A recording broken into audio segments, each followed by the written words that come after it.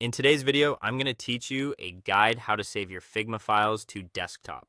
If you've ever wanted a reliable offline backup of your work, or you need to archive a snapshot before making big changes, saving a local copy is the way to go. Figma is cloud first, which is great for collaboration, but sometimes you want a copy on your computer that you control. That's exactly what we'll do here.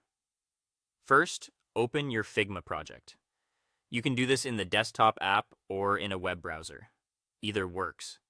Make sure you're in the correct file and on the page you want to preserve. It's a good idea to double check that everything is up to date. Your frames, components, and any recent edits. If you're working with a team, confirm you have the right file open and ideally a clear naming convention in mind for the local copy you're about to create.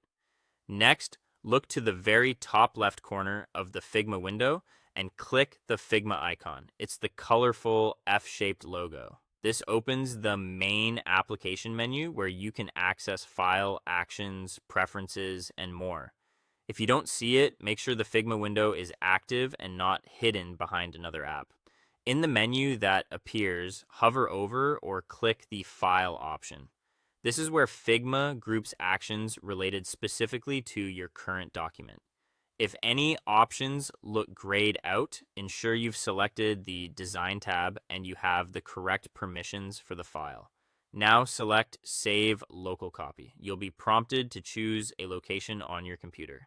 Figma will save a Fig file, which is a package containing all the design data for your document. Pick a folder you'll remember, perhaps a dedicated Figma Backups folder, and give the file a clear name, including the project name and today's date, like Homepage Redesign 2026-03-17.fig, makes it easier to find later.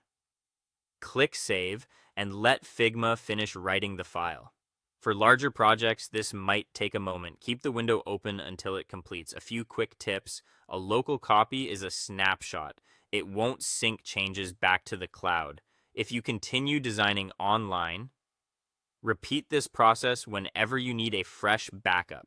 If you ever need to open the file again, you can import the .fig file into Figma. And if you share the .fig with someone else, remind them they'll need to import it on their end to view or edit. That's all for today. Thank you for watching, and I'll see you guys in the next one.